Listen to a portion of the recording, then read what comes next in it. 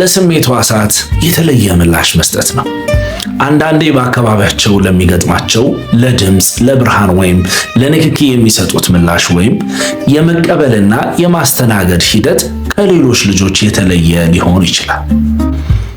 ለሚሰሙት ድምፅ ከመጠን በላይ ስሜታዊ መሆን በቤት ውስጥ ለሚሰሙ የተለመዱ ድምጾች ለምሳሌ የቲቪ ድምፅ፣ የሬዲዮ ድምፅ፣ የበር ደውል ወይም በአቅራቢያቸው የሚሰማ ከፍ ያለ ድምፅ፣ አንዳንዴም የመክተፊያ ድምፅ ከሰሙ ጆሮአቸውን መያዝ፣ በከፍተኛ ሁኔታ የመጮህ ወይም የመፍራት ምልክት ሊያሳዩ ይችላል።